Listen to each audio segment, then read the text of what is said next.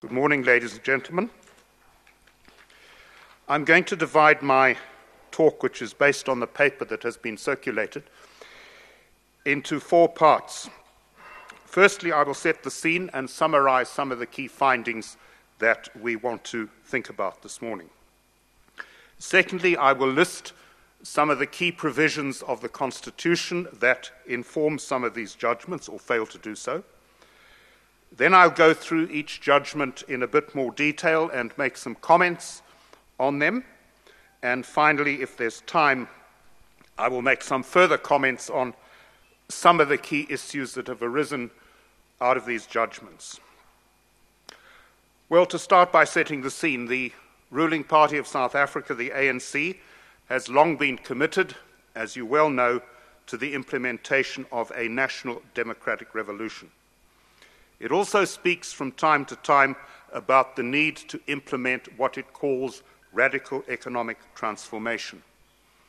In September 2012, the ANC government and many other parties endorsed a national development plan, among whose provisions was that the law should be interpreted and enforced in a progressive and transformative fashion. The aim of this paper, accordingly, is to assess to what extent some of the judgments of the Constitutional Court fall in line with this ideological program. We will look at 6 of them. In the first, the Agri-SA case in 2013, the court held that the assumption of what it called custodianship over private property by the state did not amount to expropriation and therefore did not require compensation. In the second, the Barnard case in 2014, the court held that it was both lawful and fair to leave a senior vacancy in the police force empty rather than appoint a white woman to it. The third judgment in 2016 held that the application of racial targeting in the Department of Correctional Services was lawful, provided that it used the appropriate demographic profile. The fourth judgment, in the FedSAS case in 2016, held that the Gauteng Provincial Education Executive was entitled to override decisions of school governing bodies, that's SGBs for short, about school capacity and enrollments. In the Trani case, that's judgment number 5 in 2016, the court rejected an application to preserve Afrikaans street names in Pretoria. In case number 6, the UFS case in 2017, it upheld a decision by the University of the Free State to remove Afrikaans as a key medium of instruction at that institution. So those are the 6 cases in outline. To look at the Constitution itself and some of the key provisions, I will list half a dozen of them. According to the preamble, the document is designed, among other things, to heal the divisions of the past. While Section 9 guarantees equality before the law and outlaws unfair discrimination, it also authorizes measures to promote the achievement of equality. Although the term affirmative action does not actually appear in the Constitution, the measures contemplated in Section 9 fit that description. A rather different concept, broad representation, is dealt with much later in the document when public administration is discussed. According to Section 195, among the principles governing public administration is that it must be broadly representative of the South African people. Property, to come on to that, may be expropriated in the public interest, compensation being subject to certain requirements which are set out in Section 25. And the public interest is defined as including the nation's commitment to land reform, but also to reforms to bring about equitable access to the country's natural resources. The right to public education in the language of one's choice is guaranteed in Section 29. Section 34 protects the right of access to the courts. The rights to equality, to property and education are all dealt with in Chapter 2 of the Constitution, which is often referred to as the Bill of Rights. Various other rights are also dealt with here, and I'll deal with them in detail a bit later, among them socio-economic rights. Chapter 2, that's the Bill of Rights, also includes a clause, Section 36, which specifies when rights may be limited.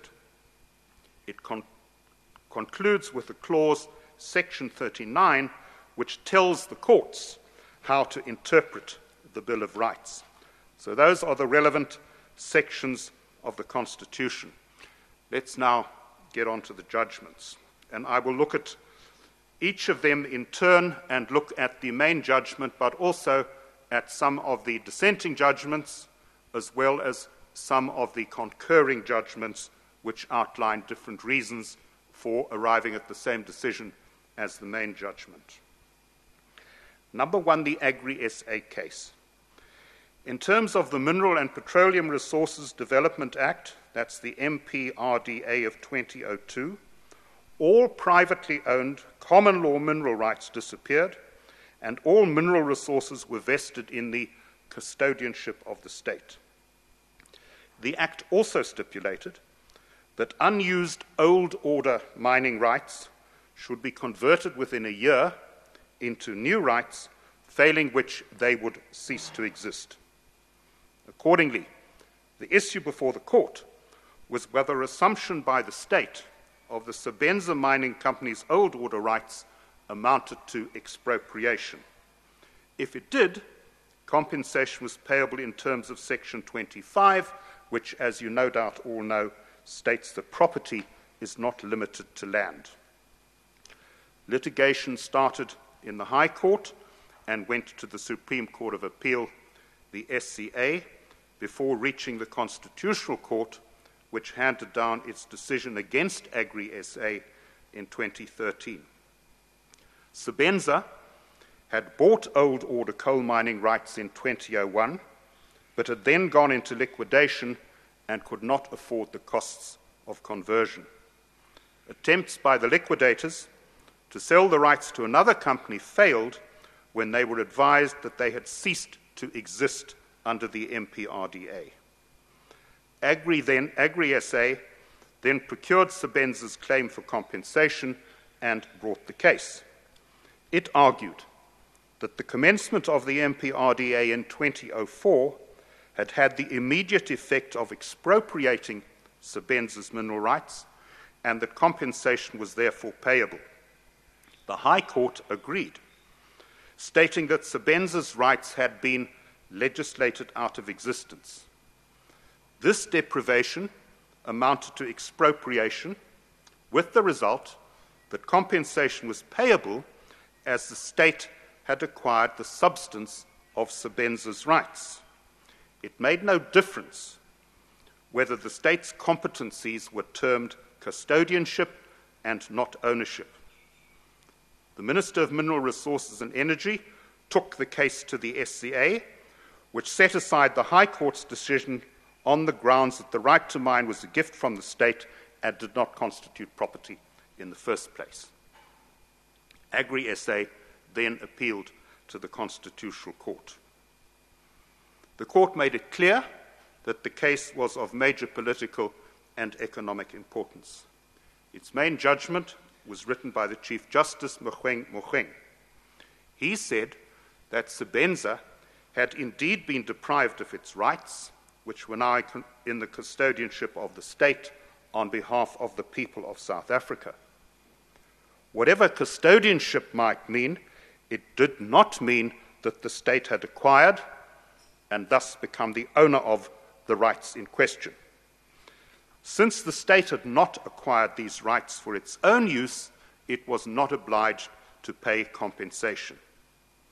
The court added that Section 25, that's the property clause of the Constitution, had to be interpreted with due regard to gross inequality in wealth and land. An overly liberal interpretation could undermine the constitutional imperative to transform the economy. In my view, this main judgment is puzzling. It refers to the need for a fine balance.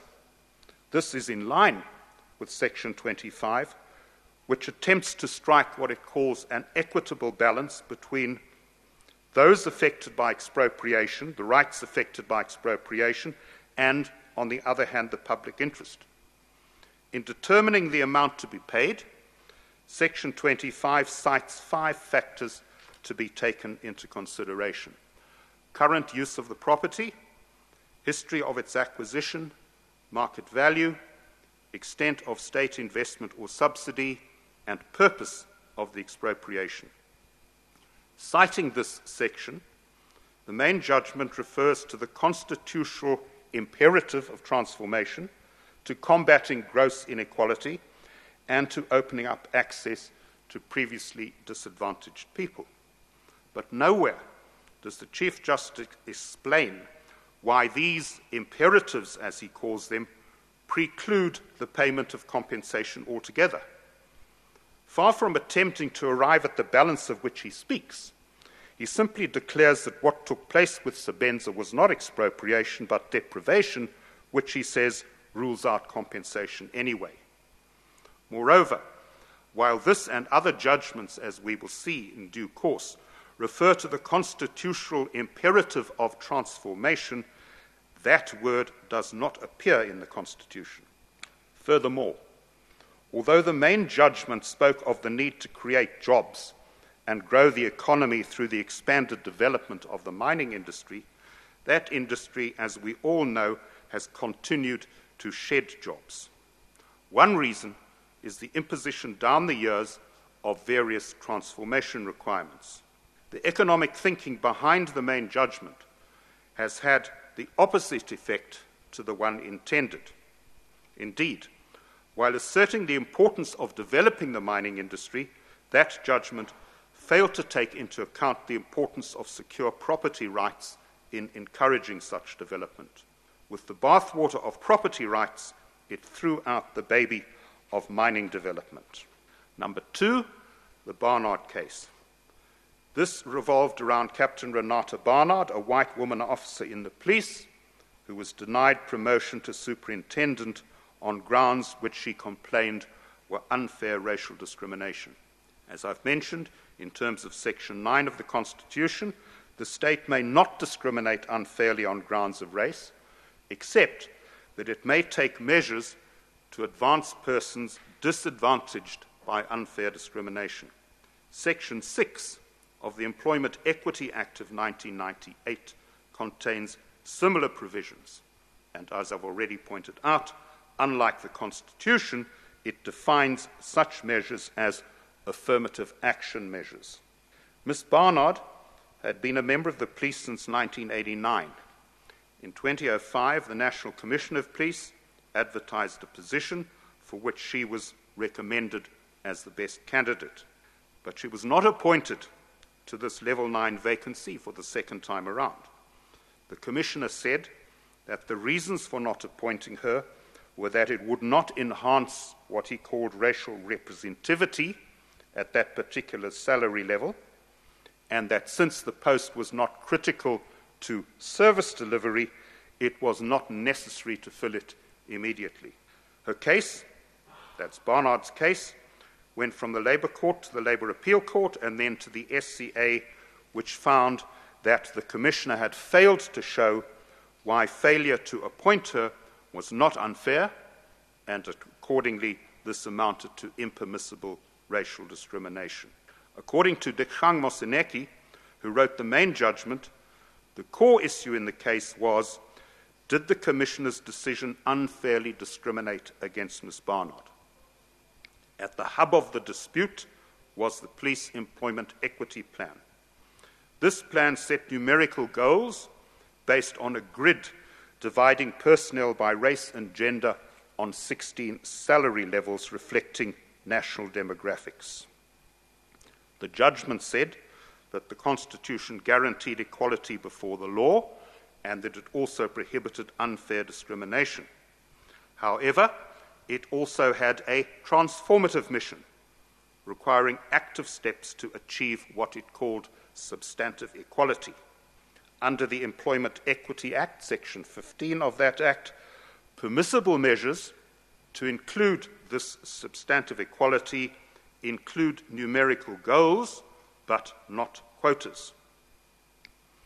The judgment pointed out that quotas, curiously in its view, were not defined, and then said it would be unwise to give the term meaning. Let it rather suffice, said Moseneke, to observe that Section 15 sets the tone for flexibility, which was the primary distinction between targets and quotas. Justice Moseneke concluded that the Commissioner had not pursued the targets in his plan so rigidly as to amount to quotas. Even though he must have known of what he termed the glowing support from some of his senior colleagues for Ms. Barnard's appointment, there was nothing unlawful in the Commissioner's decision not to appoint her on the grounds that this would have worsened the representativity in salary level 9, where what he called overrepresentation of white women was already pronounced.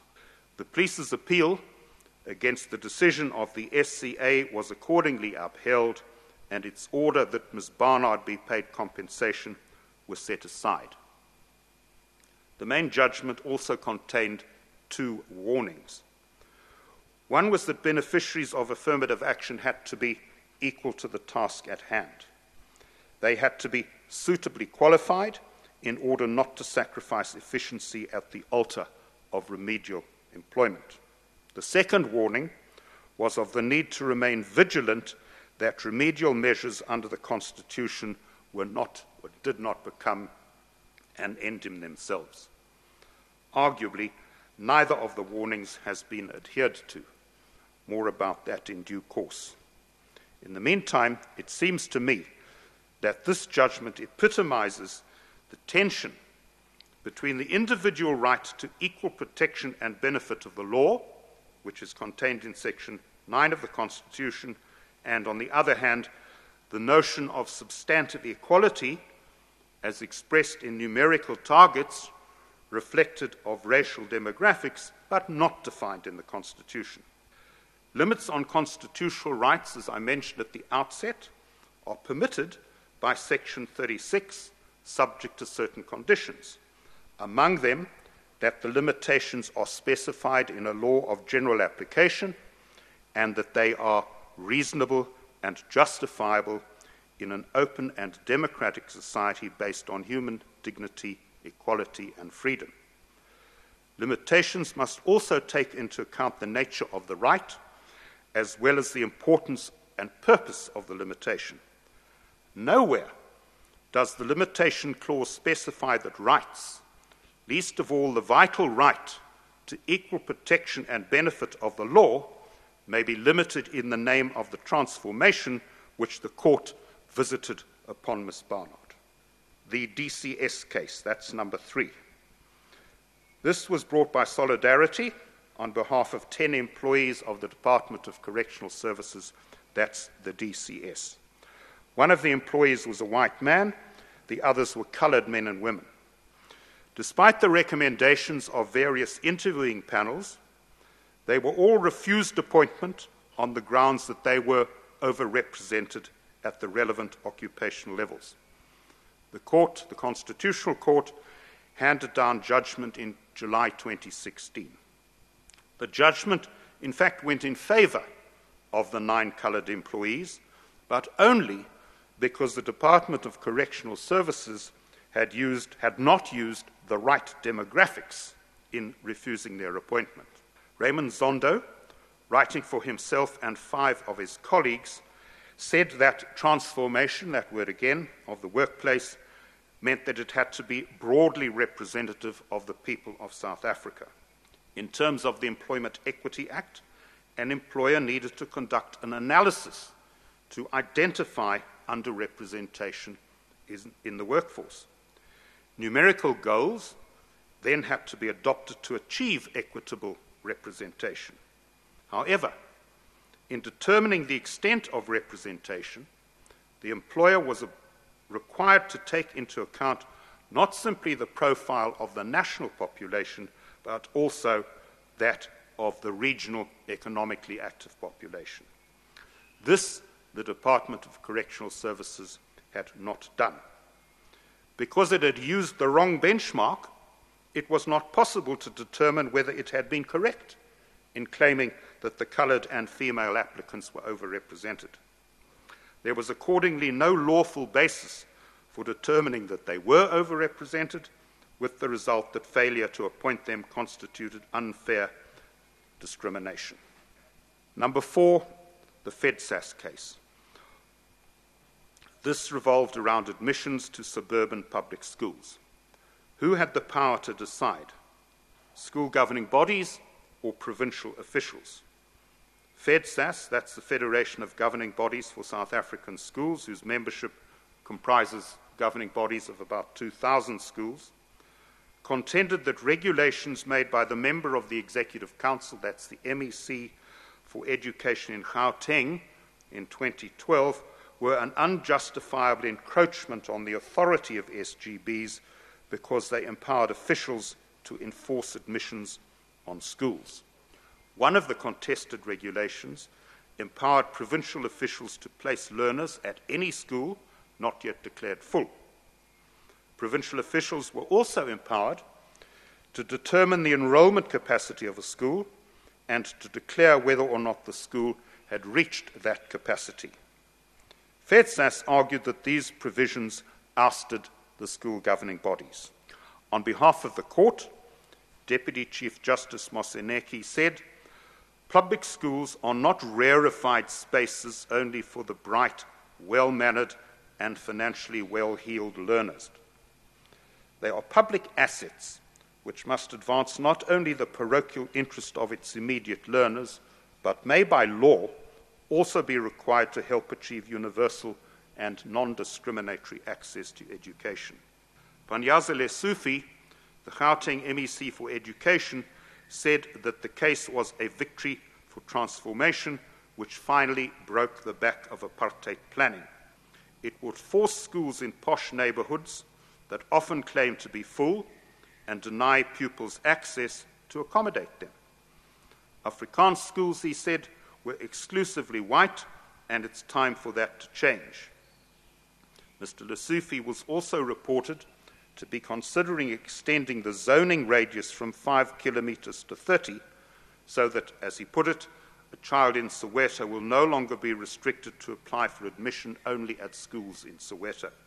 He did not want schools that were for Klein Basa alone.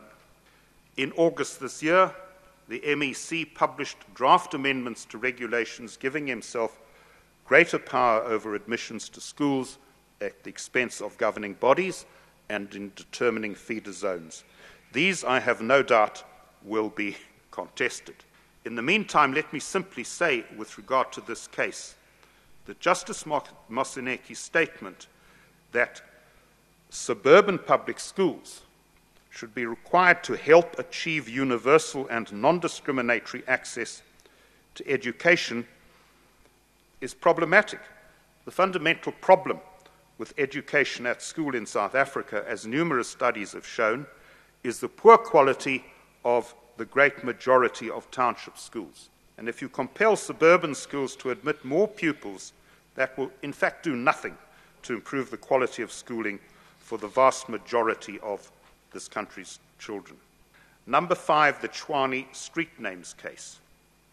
This arose out of a decision in 2007 by the Council of the Trani Metropolitan Authority to change 25 of more than 100 old street names. Names that included Hendrik Verwoerd and Louis Botha were to be replaced with names such as Nelson Mandela, Solomon Mahlangu, and Steve Biko. The High Court granted AfriForum an interim interdict against the name changes. This was upheld by a full bench of that court, against whose decision the Council sought leave to appeal. But the Supreme Court of Appeal refused leave. That decision of the SCA was, however, reversed by the Constitutional Court, which granted leave to appeal and also upheld the appeal. Judgment against AfriForum was handed down in July 2016. And essentially, two issues were at stake here. One was whether it was appropriate to grant leave to appeal. The other was whether the cultural rights that AfriForum was claiming were actually protected by the Constitution. The main judgment was written by the Chief Justice, Mogoeng. In granting leave to appeal, he said that the Constitution was about real justice, not mere formalities. Although pre-Constitution common law might have precluded an appeal, the interests of justice were now the only requirement to be met for the grant of leave to appeal.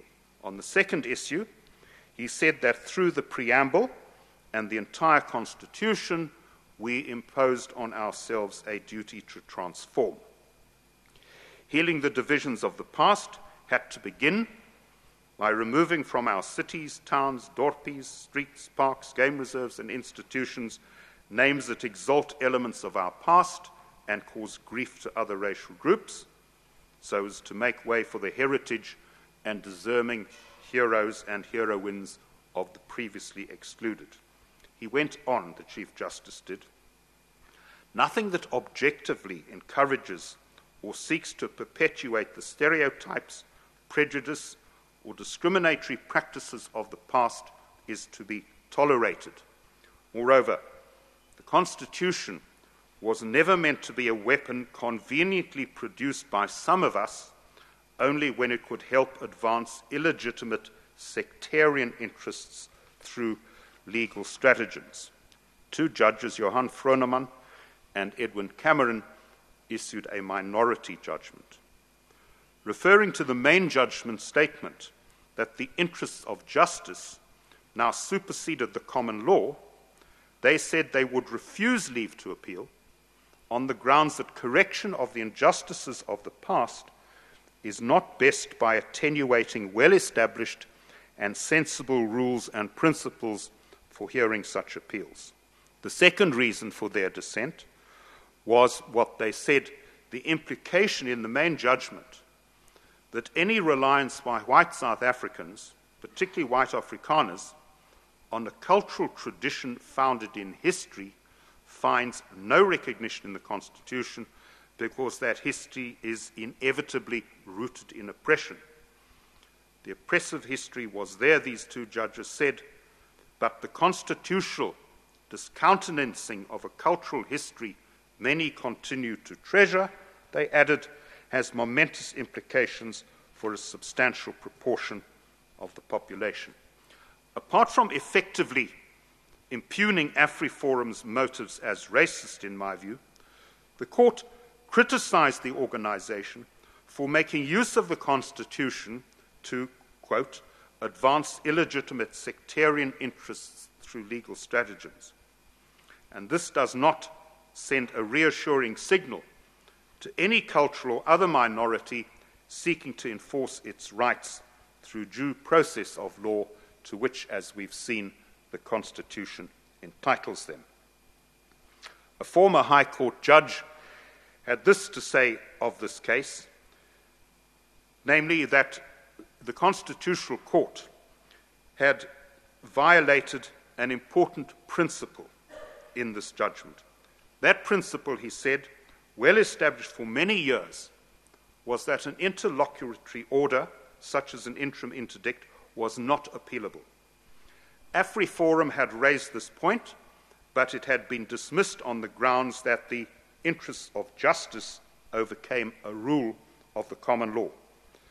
This former judge said, although this seemed to be only a procedural matter, a mere formality in the view of the Chief Justice, it was actually more important. Adherence to well-established common law rules created certainty, which was an important aspect of the rule of law. Now to argue that the interests of justice trumped common law opened the way to the intrusion into the law of the subjective preferences of judicial officers. 6, the University of the Free State case.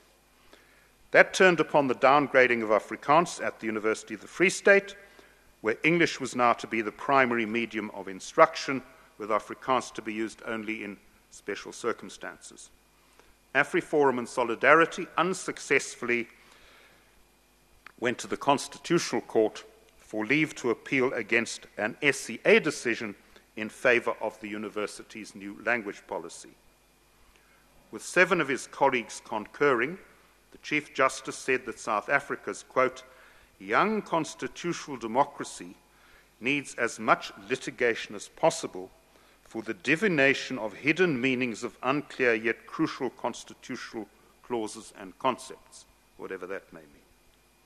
However, he also said that granting leave to appeal in this case would be an injudicious deployment of scarce and already overstretched judicial resources. On the merits of the case, he said that apartheid was a crime against humanity. This was the essential context of the case as he described it, and Afrikaans had been used as an instrument of control, exploitation, and systematic humiliation.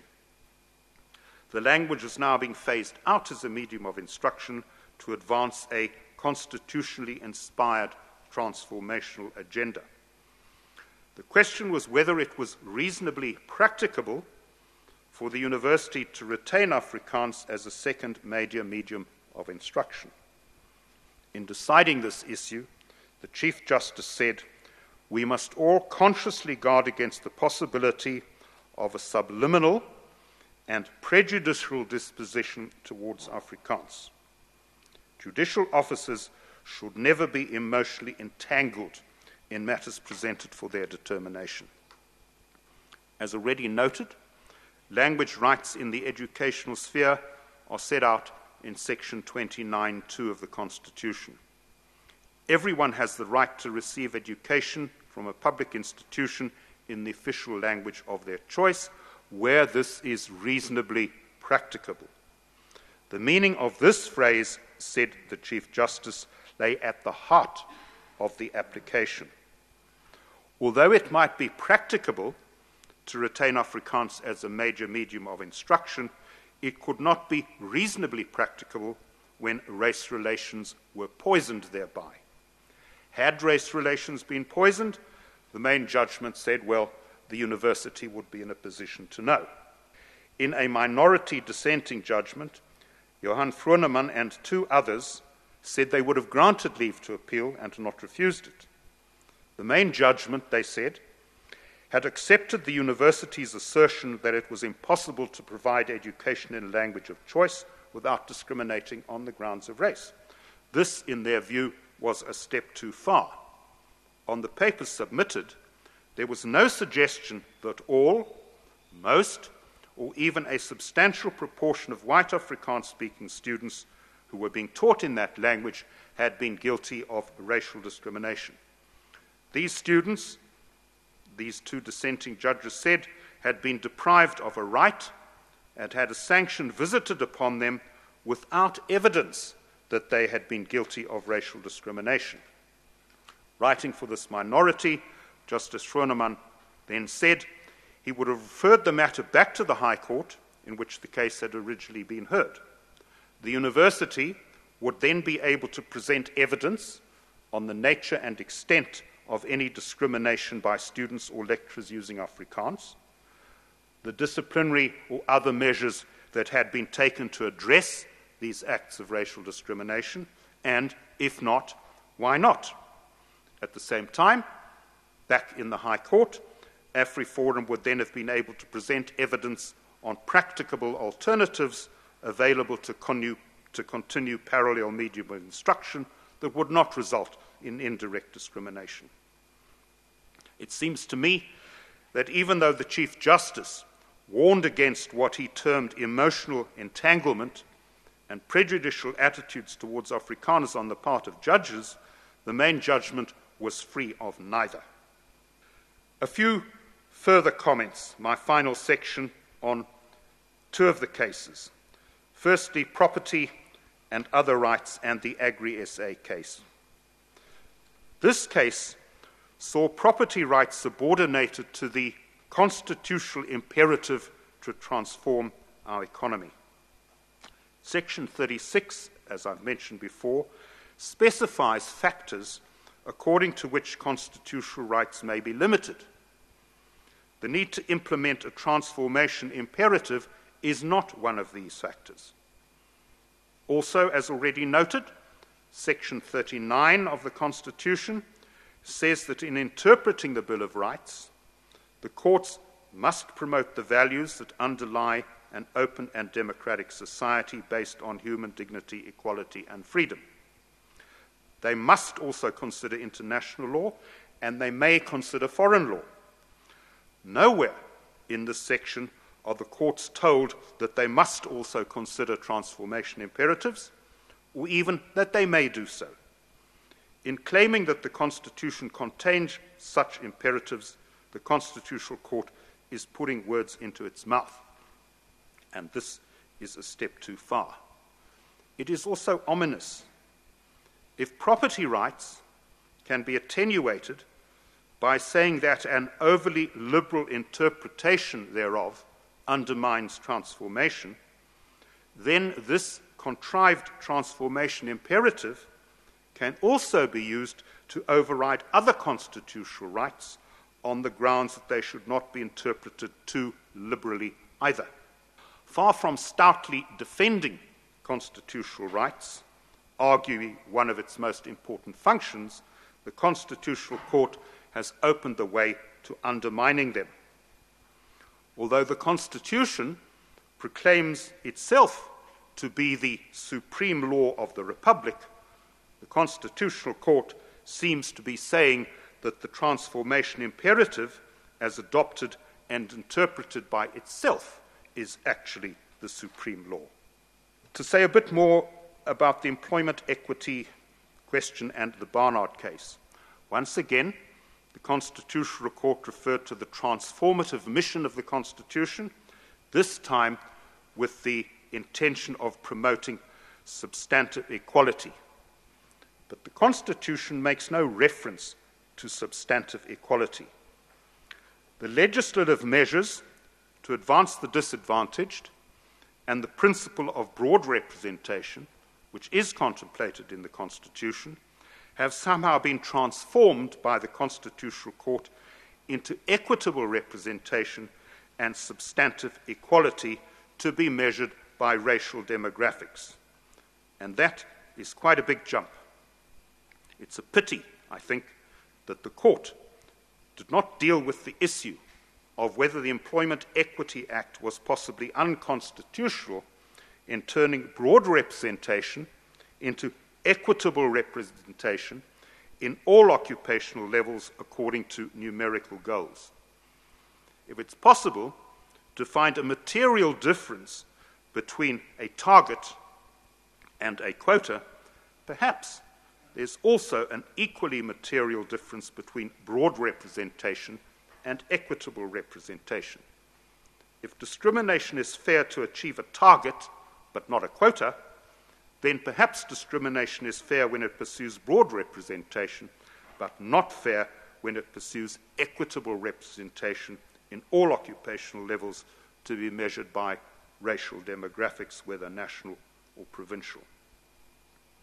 Has its belief in this constitutional imperative of transformation caused the Constitutional Court to give excessive weight to the concept of broad representation? The section of the Constitution, I've already referred to this, which deals with public administration, section 195, does not give priority to broad representation. It stipulates that employment practices should also be based on ability, objectivity, and fairness, while efficient, economic, and effective use of resources must be promoted. That's section 195. Section 196 charges that the Public Service Commission has the task of maintaining effective and efficient public administration. As I mentioned, the main judgment in the Barnard case warned that beneficiaries of affirmative action had to be equal to the task at hand. They had to be suitably qualified in order not to sacrifice efficiency and competence at the altar of remedial employment. The minority judgment said that the quality of public bodies should not be sacrificed to achieve representativity and redress past disadvantage. Arguably, however, implementation of representativity targets has been among the factors undermining the quality of services provided by public bodies. In conclusion, then, while transformation in the pursuit of employment equity has overridden the rights to equality of racial minorities, it has also helped to undermine other constitutional rights to the detriment of a great many more people. These rights, set out in the Bill of Rights, include the right to life, the right to dignity, the right to security of the person, and the right of access to housing and health care. Enjoyment of these rights, the so-called socio-economic rights, depends on numerous factors, of course, but among them is effective and efficient performance within the public sector, as stipulated by Section 196. Section 195, as we've seen, requires public administration to be development-oriented and to use resources efficiently, economically, and effectively. Yet for at least a decade, the public service has confronted South Africans with crumbling infrastructure, dysfunctional municipalities, unreliable water supply, malfunctioning sewerage systems, poor policing, dangerous rail services, and dirty hospitals. The dysfunctional state has undermined numerous provisions of the Bill of Rights. The damage inflicted upon Eskom and by Eskom has helped to undermine economic growth and therefore the ability of the economy to create jobs. We could go on about the dysfunctional state all morning, but there's no need to. Along with cadre deployment, the manner in which the government has run public administration has clearly regarded the pursuit of racial representation as more important than the other objectives stipulated by the Constitution. And the Constitutional Court, in my view, has echoed this mistake in its view that racial transformation is the overriding imperative of the Constitution. And the whole country, in fact, has paid a very heavy price. Thank you.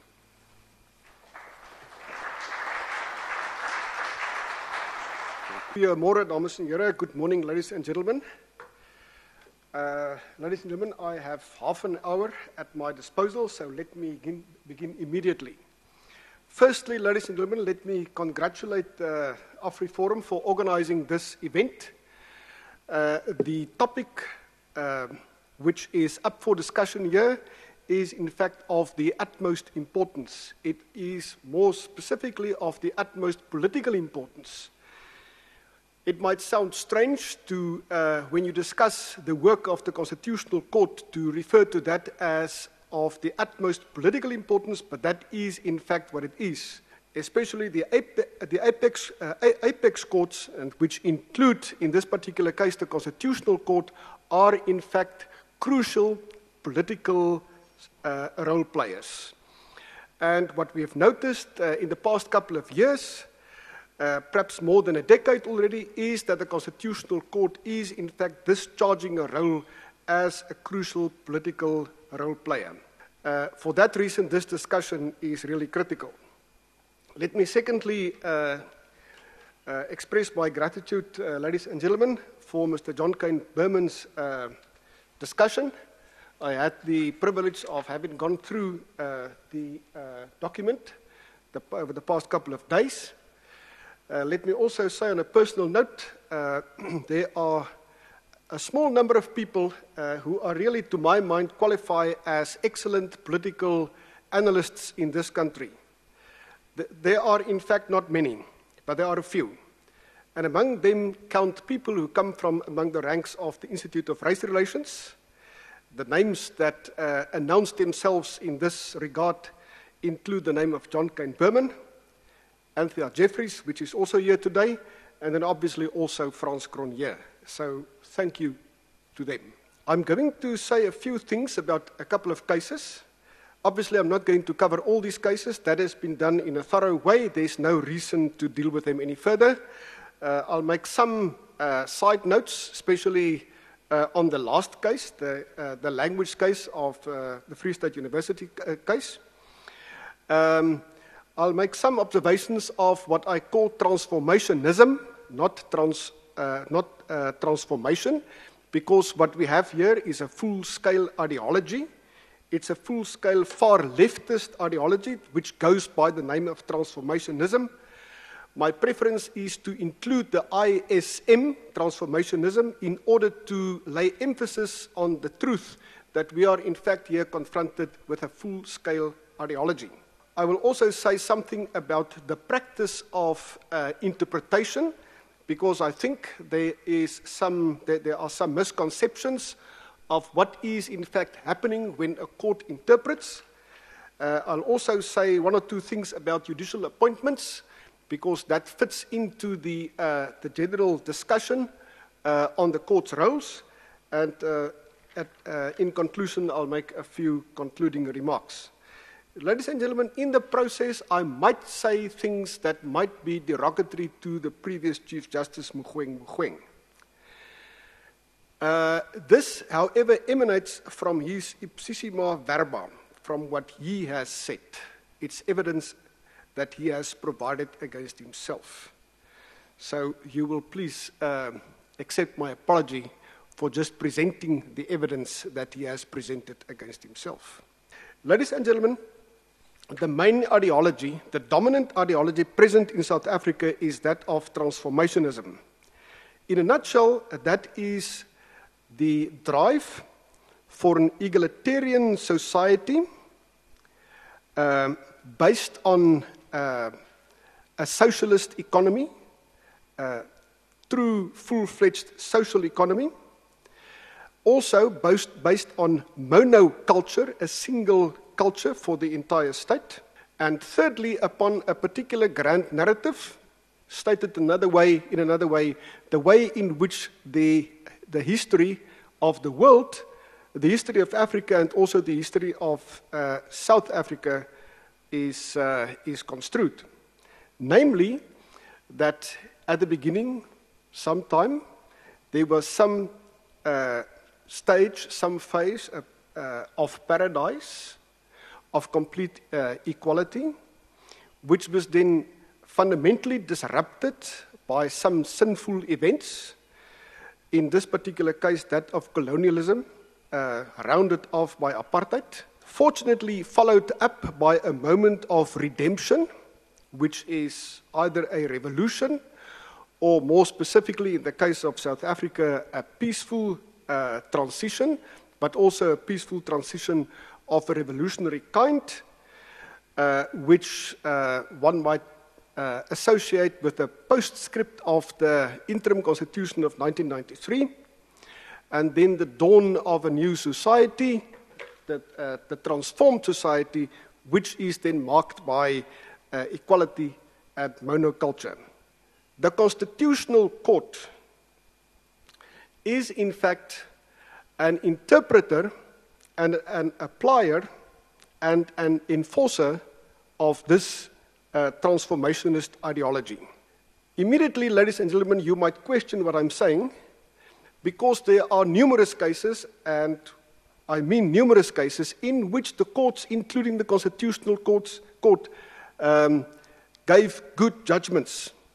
Ladies and gentlemen, whenever you are dealing with a case that does not involve some aspect of transformationism, the expectation is that you could get a good judgment in which the best interpretation of the applicable positive law would be applied. As a matter of fact, there are also cases of a political nature, however, not involving any aspect of transformationism, in which the courts gave good judgments. I'd mention just two. I can mention a couple of them. But firstly, the Condylar Judgment, which all of us know quite well, That is a judgment in which the Constitutional Court basically ruled against the ANC caucus in the National Assembly and also against Mr. Zuma himself concerning the way in which the ANC caucus conducted themselves vis-à-vis the report of the public protector, basically reviewing it and actually setting it aside. The second case, a very important case, is the SASSA case, in which the Department of Social Affairs and the relevant minister, Dlamini, really botched up, as a matter of fact, to such an extent that the paying out of grants to 17 million people were in fact at stake. That is back in 2017. None of these two cases, ladies and gentlemen, however, involve any aspect of transformationism. True, the SASSA judgment did clearly cause a tremendous amount of political embarrassment to government. But the very rights that were at stake, or that formed the background of the payment of social grants, were rights emanating from Section 26 and 27 of the Constitution, which in themselves represent the embodiment of ANC ideology, namely to create an equalized society. It was precisely the ANC back during the constitutional negotiations in the 1990s who strongly pressed for these rights to be acknowledged, in contradistinction to opponents of the ANC at that stage. So when the Constitutional Court gave judgments against Dlamini and against SASSA, it actually restored a hiccup within the broad ideological framework of the ANC. These judgments, ladies and gentlemen, stand into stark contrast with the judgment discussed by Mr. John Cain Berman.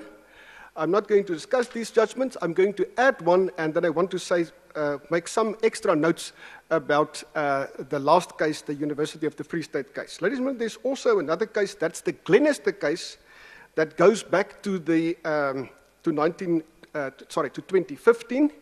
In that particular case, Mr. Glenister questioned the legitimacy, the constitutional legitimacy of the legislation that provided for the replacement of the so-called scorpions with the hawks, arguing that, in a nutshell, the hawks being placed under the supervision of the police, that would be unconstitutional. Why? Because, as was argued, the police is a fundamentally corrupt institution. It was put very bluntly, a corrupt institution, under the supervision of the national executive, which in itself was corrupt, because it was part and parcel of the ANC leadership, which, broadly speaking, as Mr. Glenister argued, was in fact fundamentally corrupt. The important thing was this, that he sought to present expert evidence amounting to something like 1,000 pages. The state in defense argued that this evidence was irrelevant, scandalous, and vexatious, and argued that it should be struck out precisely for that. In other words, the state took their case against the evidence being presented as admissible evidence purely on law of evidence grounds.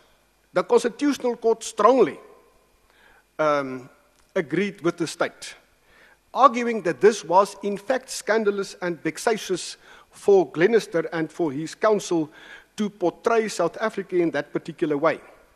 There was, however, a minority judgment given by Vroneman and Cameron, in which it was said, look, it is indeed a scandal to South Africa to think that the things that are being said in that evidence could be said, that South Africa could have deteriorated to a situation where evidence of this case is presented before court. This is indeed appalling.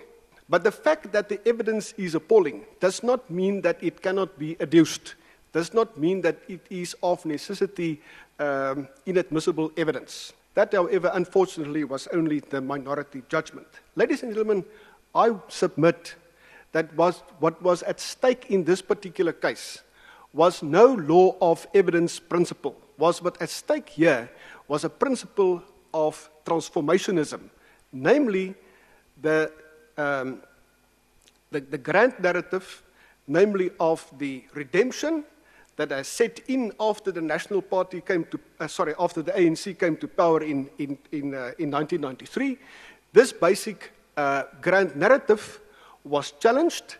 This was simply too much, obviously, for the state to stomach, and eventually it was simply too much for the majority of the Constitutional Court to stomach. Precisely for that reason, not for the reasons expressly stated, but for this actual reason, this evidence was regarded as inadmissible. Then, ladies and gentlemen, a few remarks about the question of, about the case of the Free State language case. Ladies and gentlemen, right at the beginning of the case, without any evidence having been adduced to that effect, Mogoeng already said, as I said, in the absence of any evidence that was adduced to that effect, found, and that was already quite early in the case, that the continuation of Afrikaans as a language of instruction at the University of the Free State would constitute racial segregation. Secondly, it would constitute unequal access to knowledge. I never knew Afrikaans was so wonderfully equipped with content that it provided better access to knowledge than English or any other language. Thirdly, it entrenched racial exclusivity, and fourthly, that it continue or leads to racial supremacy. Quite a startling statement to make, but that is what he said right at the beginning of his judgment. Also, fairly at the beginning of the judgment, paragraph 4, 5, he said, paragraph 7 of the judgment, which was something like 150 paragraphs eventually. Mogoeng said, on close analysis, Mogoeng decided in favor of the university very early in the 7th paragraph in his judgment when he described the decision to abolish Afrikaans, that's the decision by the Council of the University of the Free State, as a measure to promote the constitutionally inspired transformational agenda. Right.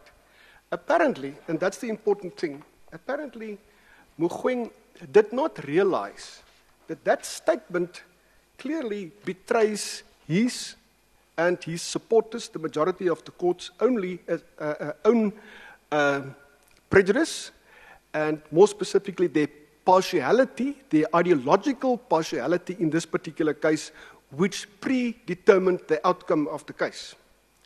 Ladies and gentlemen, this leads to the minority judgment by Vroneman, supported by 2 others.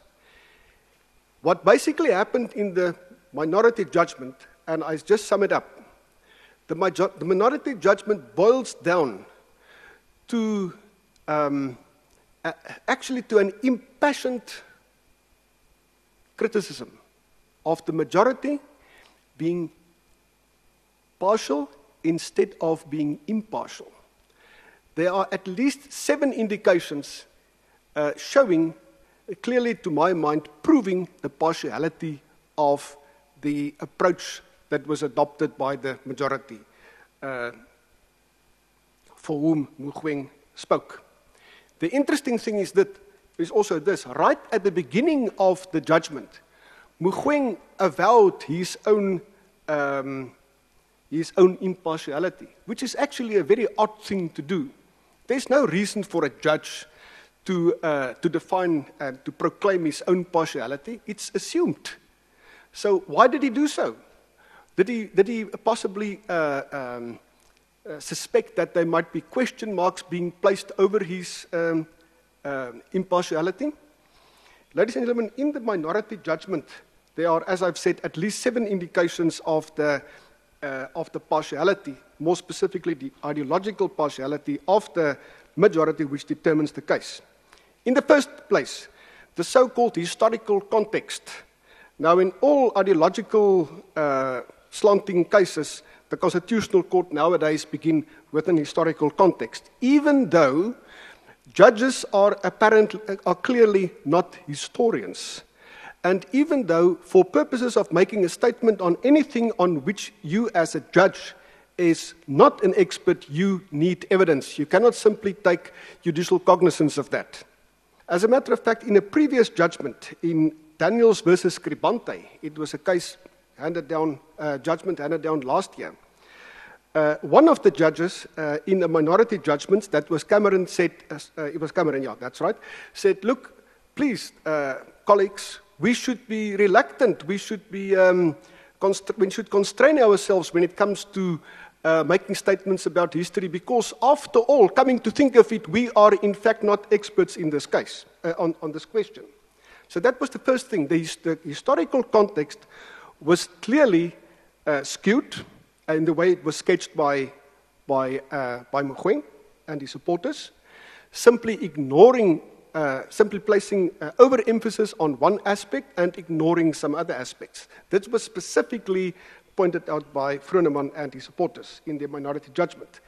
In the second place, it also ignored the uphill battle of Afrikaans as a university language itself, which is part of the historical context. In the third place, the majority actually made a misrepresentation of the so-called Gerwel Committee, who advised the then minister, that was back in 2002, of higher education on the question of Afrikaans at institutions of higher education, more specifically universities. In the Gerwel Committee's report, it was specifically recommended that some universities should take the responsibility for protecting and promoting Afrikaans. The majority, that is Mogoeng, did refer to the Gerwel Committee's report, but chose only to refer to those aspects that suits and promotes his argument, ignoring what I've just said, that there was also a specific subscription to the principle, the idea that some universities must specifically take responsible for Afrikaans. Fourthly, the majority also failed to give a proper, balanced reflection of the legal position, specifically ignoring section 6.2 of the Constitution, which relates to the promotion of the indigenous languages, which includes Afrikaans. Fourthly, the majority also preferred not to refer to the relevant international law on this question, on minority rights, minority issues, minority claims, which would have been a body of arguments strongly supporting the case against the university, and strongly supporting then obviously the case of AfriForum and Solidarity, the continuation of Afrikaans as a language of instruction at university. It's quite conspicuous that this was ignored, because having ignored it, it provides further ostensible basis for giving judgment in the way in which the majority eventually gave judgment. In the sixth instance, a very strange, very odd thing happened, and that is that the majority simply accepted the allegations made by the university without going into the merits of it. In that sense, this wasn't a judgment, because you can only give judgment on the basis of facts that were tested, evidence that was presented before court, evidence that is properly weighed and properly criticized, and on the basis of which you reach a conclusion that these and these and these facts have been proven on a balance of probabilities and the others not. There was no exercise to that effect, nothing. Simply accepted the ipsissima verba, the allegations of the university council. And then lastly, ladies and gentlemen, and these are all Vroneman's arguments, I'm basically summarizing what he has said. There was no allegation at all that if this so-called racial segregation took place, and if this so-called racial supremacy was the consequence of Afrikaans being retained as a language of instruction, there was no allegation or no evidence to the effect that that is actually the fault of the Afrikaans students, the fault of the students requiring of Afrikaans as a language of instruction. To the extent that these things did occur, and that is a question, as I've said, because there was no evidence on it, but to the extent that it might have occurred, there was no no indications that this was the fault of the Afrikaans students. On the contrary, if it was the fault of anybody, then it must be the university council, the university authorities themselves. Then they must be questioned for that. They must be faulted for that. Nothing of that. It was simply, the conclusion was simply, well, get rid of Afrikaans to that effect. Okay, ladies and gentlemen, where does this come from? Where does this transformationist form of interpretation come from? Is it a new thing? Perhaps also, sir, responding in part to the question that you've asked, is it a new thing? Is it something that has only that has come to the fore as in the Mogoeng court in the last 5-6 years? Or are we dealing here with something which is fairly well ingrained in the judicial convictions of the Constitutional Court? The answer, ladies and gentlemen, that this is in fact an old thing. Back in 1998, United States scholar on the left wing, no question about that, I can say that without any fear of contradiction. Carl Clare was in South Africa, also wrote an article, very romanticized articles, especially by left-slanting academics in South Africa and also by judges, in which he actually coined the idea of transformationism. What I call transformationism, what he called transformation. He was actually part of a small group of other academics that were also in South Africa from overseas, such as Drusilla Cornell, who hold the same basically transformationist views that I tried to sum up right at the beginning.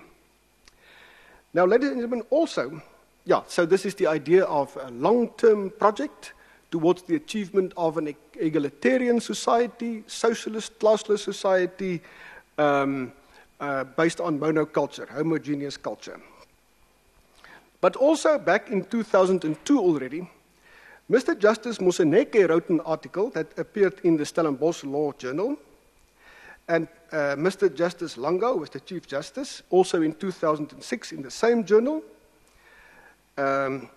Together with that, there were articles by Albertine and Goldblatt, two, if I may say, left-wing academics, and also by Professor Sandra Liebenberg of Stellenbosch University.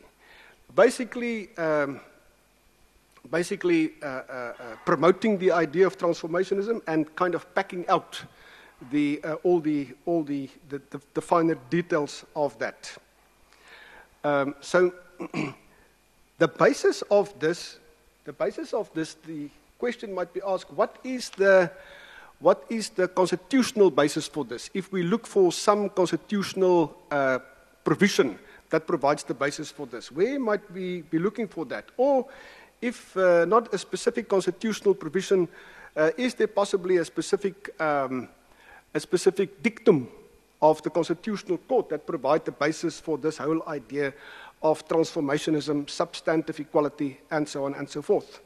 Ladies and gentlemen, in the Constitution, in section 1, the foundational principles, there is the so-called, what the people that I've just mentioned make much of, the so-called activist formulation of the idea of equality. What is subscribed is not only the right to equality, but also the value of equality, but it is subscribed in activist terms. It is not equality as such that is subscribed to, but the achievement of equality. So there has to be a process underway in order to eventually achieve equality. The basis of this came from the judgment of Hugo versus President of the RSA. That's a 1995 judgment. In this case, Kriegler, believe it or not, said the following: the South African Constitution is primarily and emphatically an egalitarian constitution.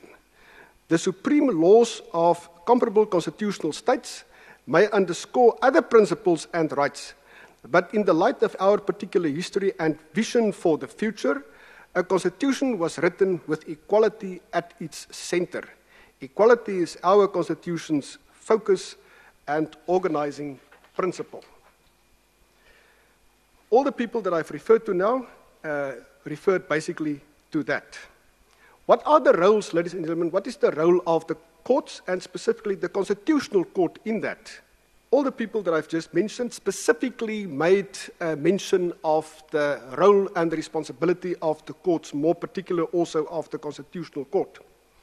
Moseneke stated, the judiciary, he concluded, is commanded to observe with unfailing fidelity the transformative mission of the Constitution. Sandra Liebenberg of Stellenbosch subscribes to, that's a very interesting term, subscribes to what she calls a dialogical conception of separation of powers, in terms of which there has to be close cooperation between all the branches of the state, specifically including the courts, to achieve the aims, the goals of transformationism. So there you have it, ladies and gentlemen. It's an old thing. It's ingrained in the thinking of the Constitutional Court, and what we have been witnessing in the past couple of years is simply this kind of convictions that are reaching some kind of zenith in the judgments of the Constitutional Court. Ladies and gentlemen, what happens when a court interprets?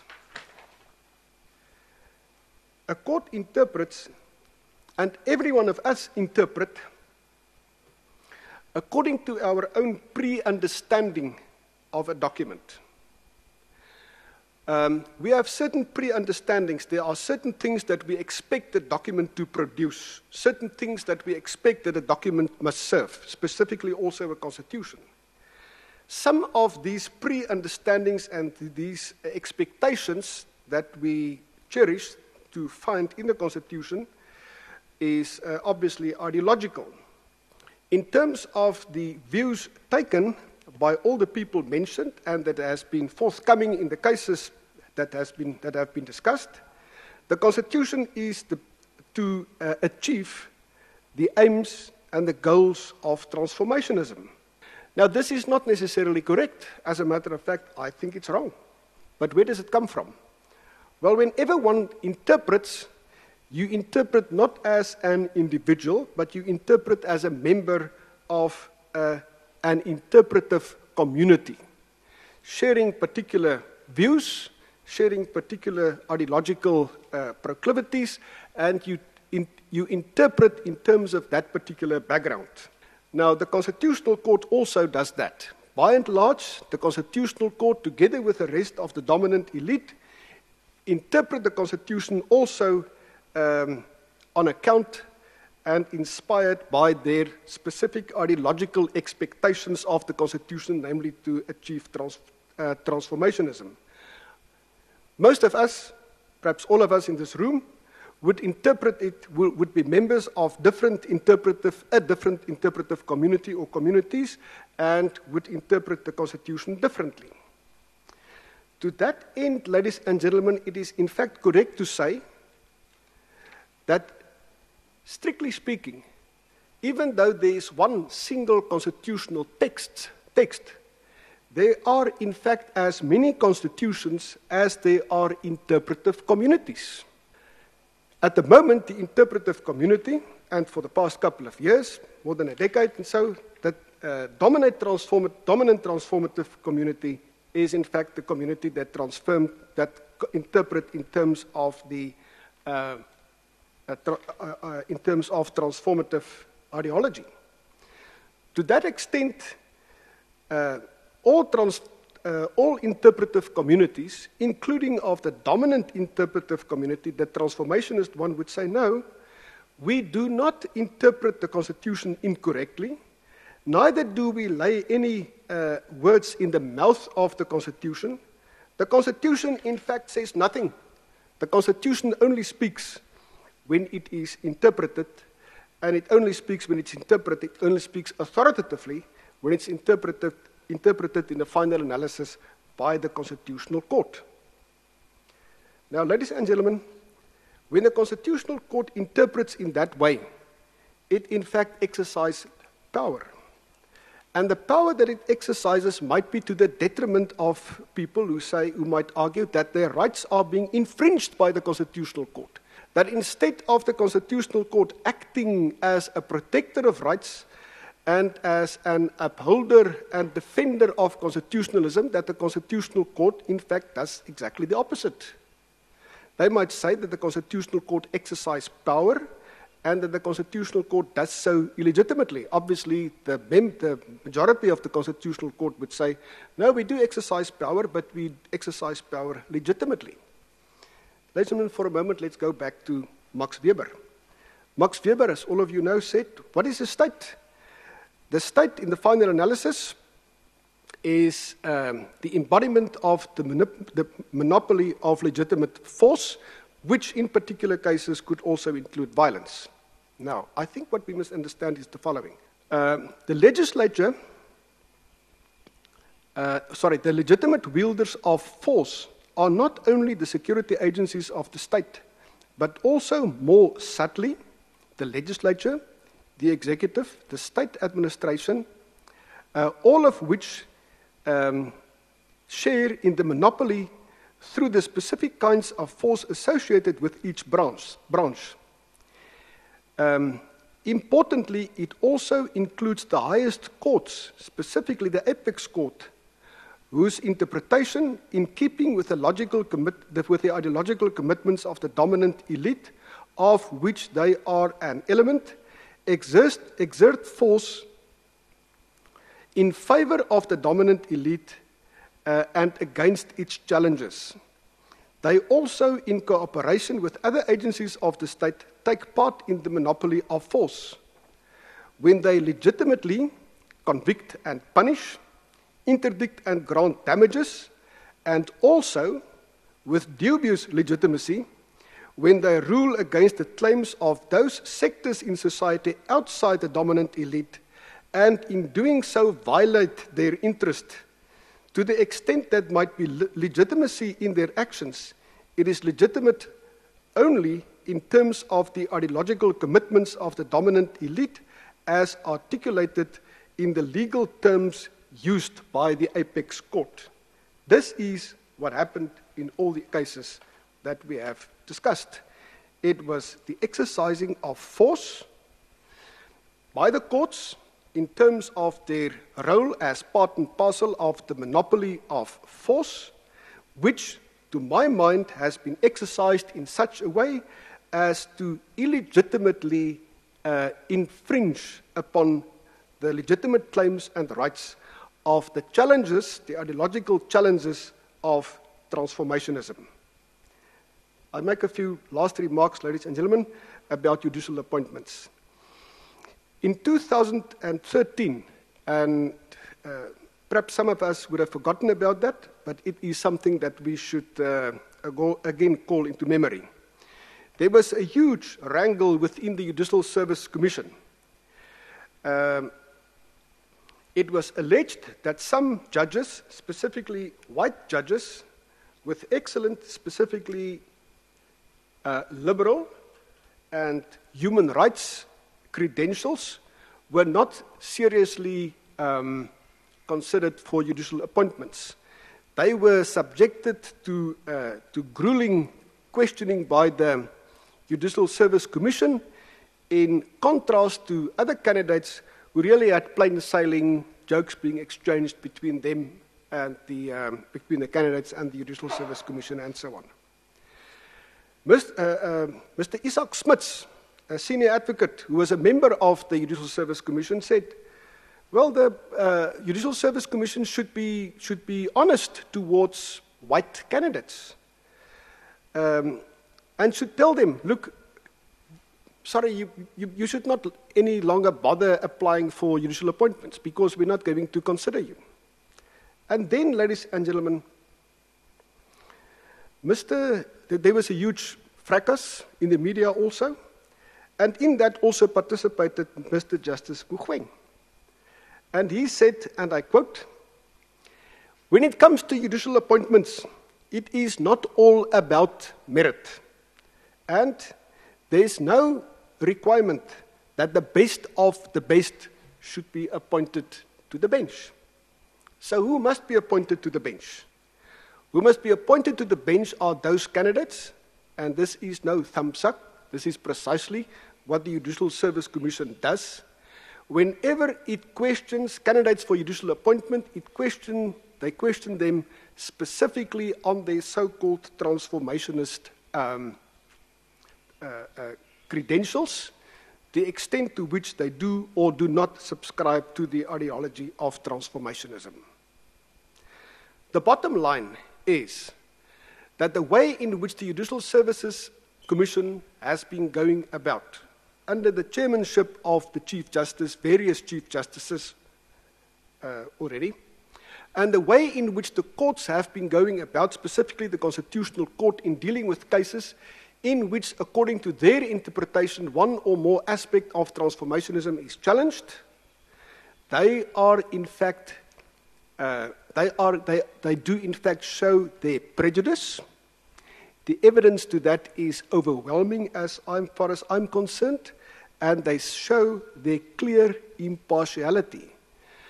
This is clear not only from the judgments being discussed here today, and we can add a couple of others, but also from the extrajudicial statements made in speeches, made in articles, and so on and so forth. I've referred to some of them.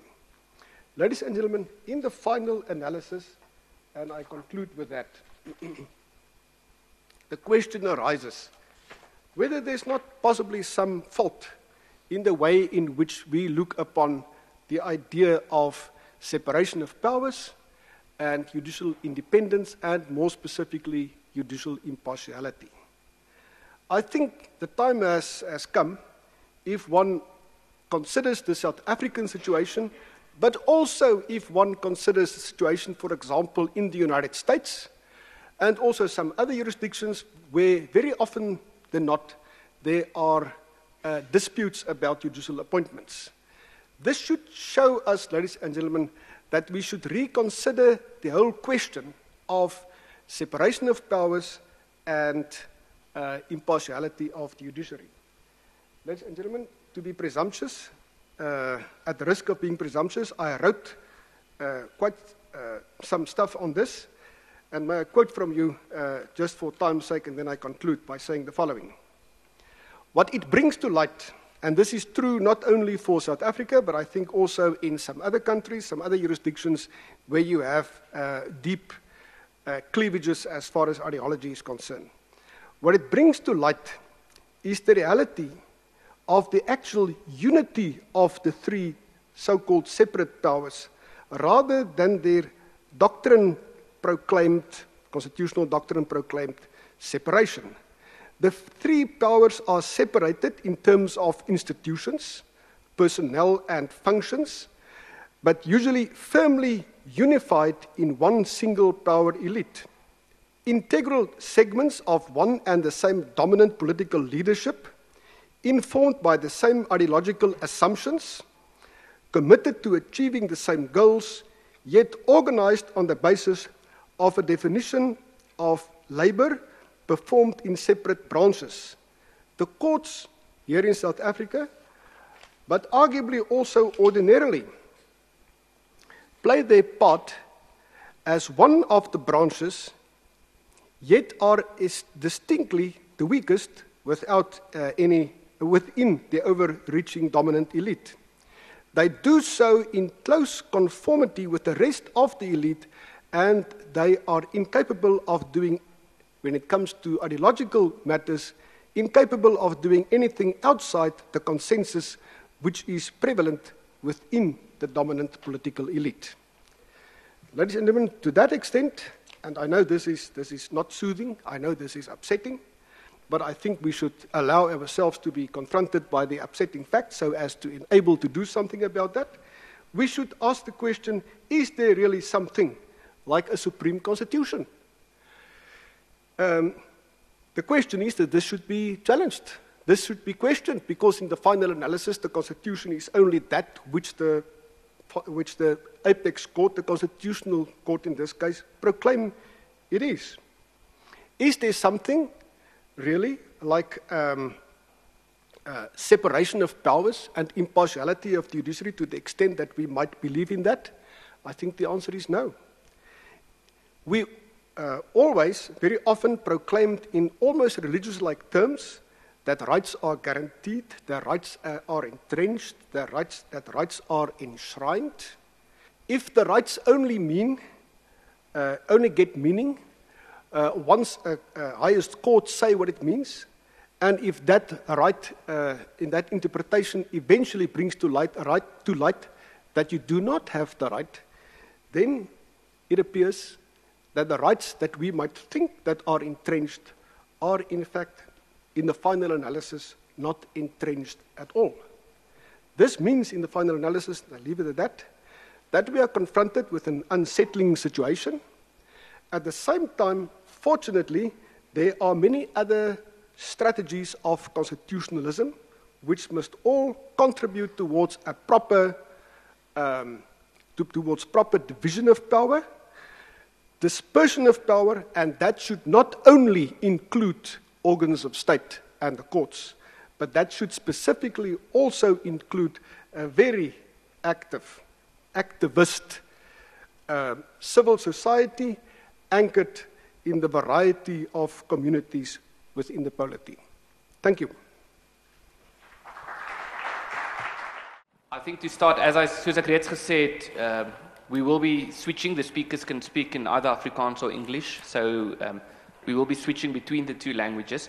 But perhaps if we can start with Advocate Engelbrecht to give an introduction to your perspective on this issue, maybe in terms of what you gather from what was said today, but also I think just to maybe tell the audience in which of these cases were you involved as an advocate, and your comments on the way in which they played out. Yes, thank you. Yes, I feel like I have to apologize to the audience. I feel responsible for some of the outcomes and some of the matters that we've discussed. I was involved in the Agri-SA case, appearing there as junior to Martin Brassey for one of the amici in the matter. I was involved in the Renata Barnard case from the Supreme Court of Appeal level and at the Constitutional Court level, again as junior to Brassey. I was also the junior in the Department of Correctional Services.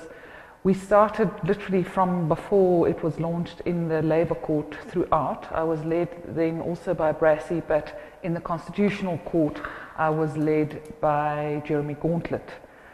And then in the Free State language case, I was led by Johan de Toy, acting for AfriForum and Solidarity. By the time we reached the Constitutional Court, we didn't appear there, we only made the submissions. And I was then led by Alfred Cockrell, who settled the final submissions to the Constitutional Court. So I was involved in most of these.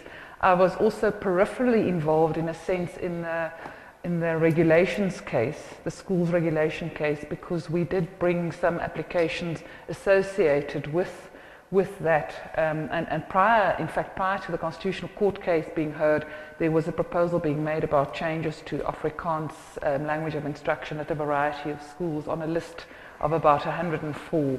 And Johan de Toy and I acted for FETSAS there. We obtained an interdict.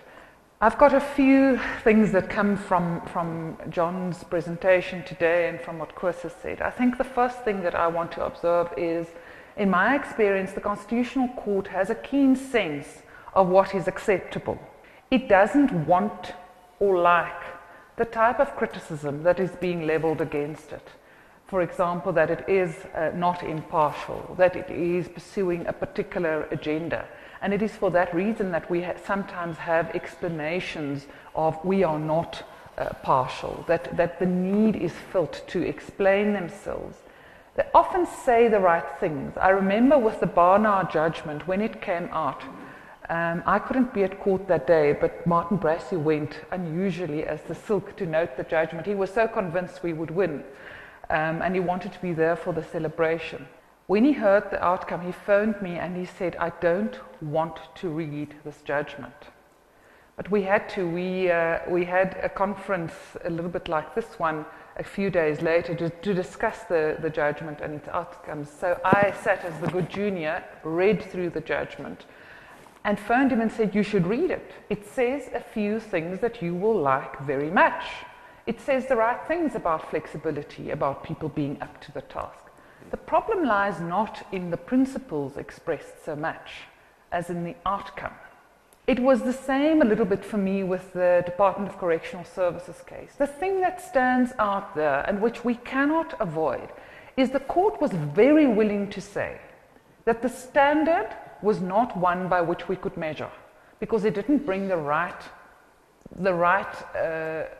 demographics into account. In other words, we had to look at regional demographics. We didn't. Therefore, the plan was not good. And on that basis, the court was very happy to say for the colored applicants, that meant that the wrong standard was applied.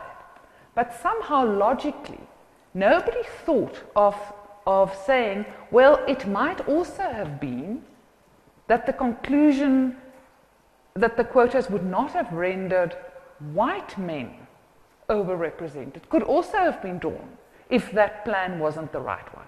See, the assumption was simply made that the white man would still have been too much of another appointment, despite what the actual demographics said. And I think that's what one learns with the Constitutional Court. There is often a willingness to express the principles, but when it comes to particular individuals to whom it must be applied, there does seem to be a bias. What's interesting is a further case that was not discussed here was the case of, I call it Saripa. It's the case of the appointment of insolvency practitioners through the master's office. And what happened there was a formula developed where the first 4 appointments would go to black women, next 3 black men, next 2 white women, and then last one to white males and everyone that was born after 27 April 1994. So that was a little bit of a mistake, actually, that the department made. So what they said is everybody, together with white males, into that last category, and they can only get 1 of the appointments. The unfortunate part was that in the lower courts, the courts were very happy to express themselves harshly about how wrong the system was, both in the High Court and in the Supreme Court of Appeal, to say that it was wrong to assess people on the basis of their race. But when it came to the Constitutional Court, what did the Constitutional Court do? It didn't engage with that question. It didn't engage with the question that this was an absolute quota. It ran away from saying that is just wrong. It found in our favor, yes, but it found in our favor on this ground that it was not proper to have put everybody together in this one class. That was the mistake, apparently. Not the fact that there was a 4-3-2-1 appointment, but simply that last class was just too big. The reason I say all of this happens is because there are certain assumptions made about who the beneficiaries will be of the approach ultimately. One assumes that if one has a transformational and transformationist interpretation, that mostly people of color will benefit and white people will not. But it's not true. In the case, for example, of Department of Correctional Services and Mr. Twala was represented by Solidarity. He did not get the appointment because black men were overrepresented at the particular level, just like Renata Barnard. He suffered the same fate as a black male. They wanted a woman in that case, a black woman particularly. Now, eventually that case didn't make its way to the Constitutional Court because it was settled, and rightly so, on the steps of court. But we make wrong assumptions about who will benefit, and I think the Constitutional Court makes wrong assumptions. We don't think about what the consequences will be. That's why it's so easy for the judges to say, we will extend the Barnard principle to everybody. It's not always true that those who will benefit from this very strict sort of quota system will always be those who were disadvantaged in the past. I want to make this comment precisely because we said earlier that there is no such thing as talking about substantive equality versus formal equality in the Constitution. But it is so that people favour a substantive notion of equality rather than formal equality. The funny part is this: when we have absolute adherence to numbers, that is formal equality. That is not substantive equality. That's not engaging with people and who they are and giving them benefits according to who they are. It is simply saying, if the numbers are right, then there is equality. And I must disagree with that notion. And then I want to make one final comment about what we've discussed here today. It is absolutely my experience, having acted in these various cases, that the identity of the applicant matters.